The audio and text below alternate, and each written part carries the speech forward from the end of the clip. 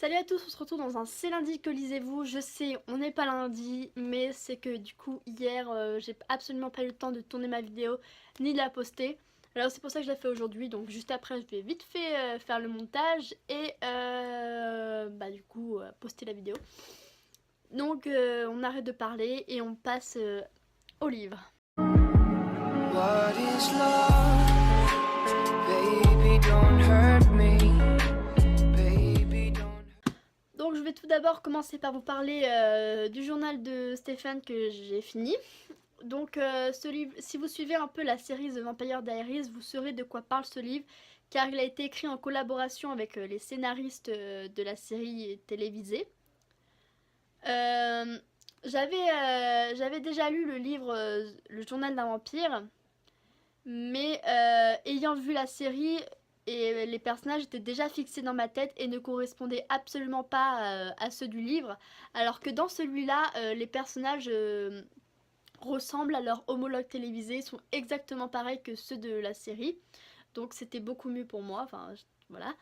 Donc nous retrouvons Stéphane Salvatore dans son journal intime, en fait on lit son journal intime, enfin il est plus si intime que ça parce que maintenant du coup on lit tout.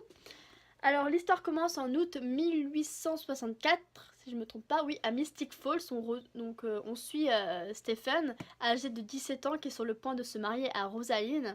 C'est un mariage arrangé. Donc il est tiraillé entre la magnifique et douce Catherine Pierce, qui est fraîchement arrivée en ville avec sa domestique Emily, et son épouse Terne, avec qui il n'éprouve aucun sentiment. Mais heureusement, un coup de chance, ou de croc, va annuler son mariage qu'il n'a pas envie, car Rosaline va être retrouvée morte au pied d'un arbre vidé de son sang. Bon, Stephen est quand même super triste à l'idée de cette perte.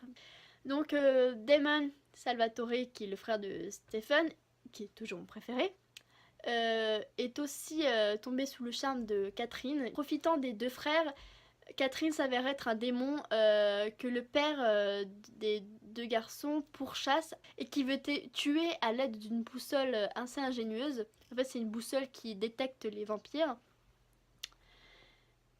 Du coup, Stéphane va se retrouver avec deux choix compliqués, donc aider son père à traquer les vampires ou aider Catherine jusqu'à la mort.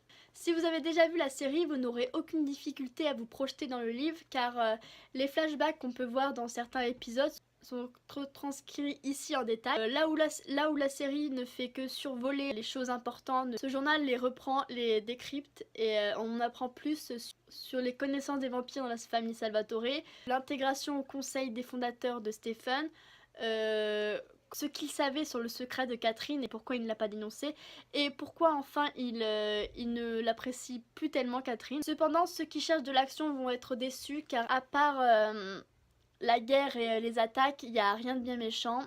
L'histoire tourne principalement autour du triangle amoureux Stephen, Catherine et Damon, et les décisions des fondateurs contre les suceurs de sang. Bref, un tome qui pourrait être ennuyant pour les gens qui ne s'intéressent ni à la série ni au journal d'un vampire, mais les fans en trouveront sûrement un intérêt, car qui ne rêverait pas de lire les journaux intimes de Stephen Salvatore.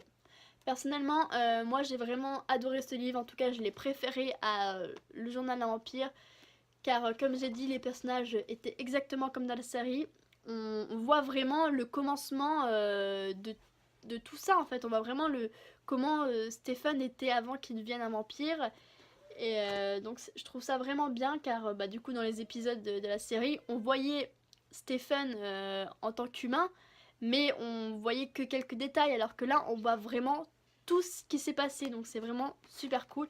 Et j'ai vraiment hâte de lire les prochains livres. Donc passons à la suite. Maintenant je vais je vais juste dire un peu en bref ce livre là, donc qui est Le Pacte d'Emma de Neil Gaiman. Donc celui-là je l'ai assez dit, hein, je vais faire une vidéo à part sur celui-là, car je vais le lire avec une amie.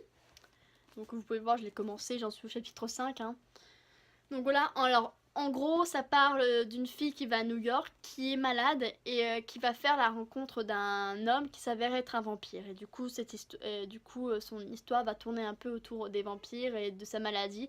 Donc ça va être vraiment cool. Je l'ai déjà lu sur Wattpad, ce livre là, et j'avais vraiment adoré. Alors ça me dérange absolument pas de le relire. Du coup, ensuite, le livre que je compte lire après le Pacte d'Emma, c'est Fiancée de l'hiver de Christelle Dabo. Donc ce livre-là, c'est un gros pavé, hein. Je l'ai eu pour mon anniversaire un peu en retard, hein. Oui, vraiment en retard en fait.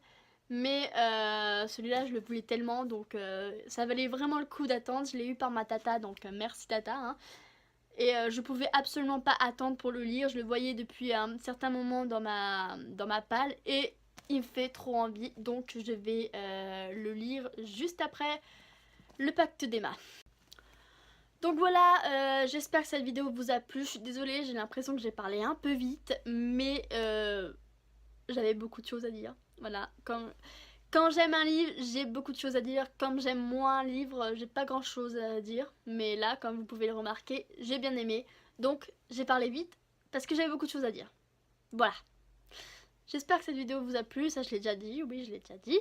Je vous souhaite des très bonnes lectures et je vous dis à la prochaine. Par contre, peut-être la semaine prochaine, du coup, je posterai pas de vidéo le lundi. Parce que du coup, je pourrais pas parler du journal du Pacte d'Emma. Car ça sera dans une autre vidéo. Et celui-là, je pense pas que je le lirai en une semaine parce que j'ai quand même pas mal de choses le soir à faire après le lycée. Et c'est quand même un sacré pavé, donc je pense que je devrais le lire en 2 semaines ou 3 semaines, grand max, je pense. Donc on verra bien.